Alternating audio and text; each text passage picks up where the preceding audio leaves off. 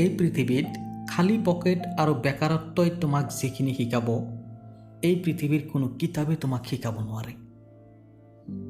এটোপাল নেমুৰ ৰসে যেনেকৈ 1000 লিটাৰ গাখীৰ নষ্ট কৰি দিব পাৰে, ঠিক তেনেকৈ মানুহৰ অহংকাৰে তাৰ 1000 গুণক নষ্ট কৰি দিয়ে। তুমি তোমাৰ সন্তানক উপহাৰ নিদিলে হয়তো কিছু সময় কান্দিব, কিন্তু সংস্কাৰ নিদিলে গোটেই জীৱন কান্দিব।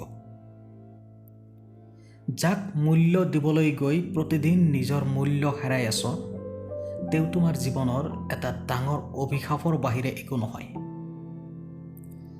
স্বাস্থ্য, সম্পত্তি, ক্ষমতা, ভালপোৱা এই 4টা বস্তুক লৈ কেতিয়াও অহংকাৰ কৰিব নাপায়, কাৰণ এইবিলাক সাময়িক। আজি তোমাৰ আছে, অহাকালি নাথাকিবও পাৰে। ইণ্ড আৰু এণ্ড এই দুটা শব্দ হয়তো শুনিবলৈ প্ৰায় একেই, কিন্তু এটাই শেষ হোৱাৰ ইংগিত দিয়ে, আনটোৱে বেলেগৰ লগত সম্পৰ্ক স্থাপন কৰা বুজায়। নিজৰ হতাশাৰ কাৰণে কেতিয়াও বেলেগক দায়ী নকৰিব, বৰঞ্চ নিজকে দায়ী কৰক বেলেগৰ পৰা অতিৰিক্ত আশা কৰাৰ কাৰণে। জীৱনত যিমানে ডাঙৰ হ'বা, সিমানেই বুজিব পাৰিবা যে প্ৰয়োজন অবিহনে এই পৃথিৱীত কোনো আপোন নহয়।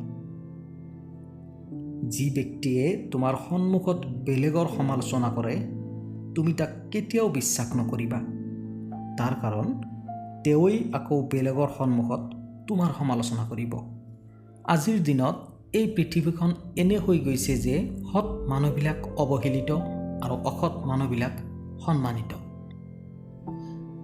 কাৰোবাক খুব বেছি ভাল বেয়া বুজাব নাযাবা, নহ'লে তুমি তাৰ ওচৰত বেয়া হৈ যাবা। বৰঞ্চ তাক এৰি দিয়া।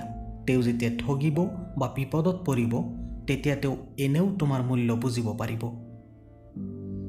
বাস্তৱত আমাৰ জীৱনত কিছু মানুহ আনন্দ দিয়ে আৰু কিছু মানুহে শিক্ষা দিয়ে।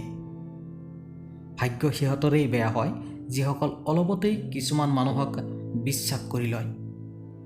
আচলতে নিমখবিহীন যেনে চব্জি স্বাদহীন, ঠিক তেনেকৈ বিশ্বাসবিহীন কিছু সম্পৰ্কও মূল্যহীন।